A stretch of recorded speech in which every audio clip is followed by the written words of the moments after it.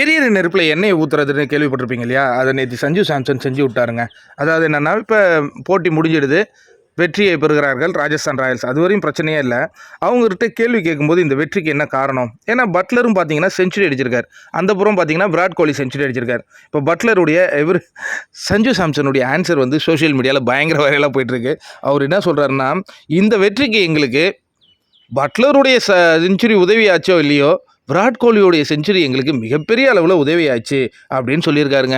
இதெல்லாம் என்ன சொல்ல வராரு அப்படின்னா, விராட் கோலி என்ன பண்ணிட்டாருன்னா, ஃபாஸ்ட்டாக தான் அந்த 85 ரன் அடித்தார். அதுக்கடுத்து அந்த 15 ரன்னுக்கு வந்து சில பல பந்துகளை வந்து வீணடிச்சிட்டாருன்னே சொல்லலாம். 2020 பொறுத்த வரைக்கும் நீங்கள் உங்களுடைய செஞ்சுரிக்காக சில பால்களை ஆடிட்டிங்கன்னா அது உங்கள் டீமுக்கு மிகப்பெரிய அஃபெக்டை கொடுக்கும்.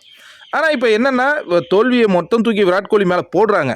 ஆனால் மற்ற யாருமே ஆடவே இல்லை. அந்த டீமாலும் ஆட முடியாது, அந்த ஃப்ரான்ச்சைஸாலையும் ஆட முடியாது. அது அந்தளவு தான் இருக்குது. பட் இருந்தாலும் சஞ்சு சாம்சன் அப்படி சொல்லாமல் இருந்திருக்கலாமோ அப்படின்னு சில பேர் சொல்கிறாங்க.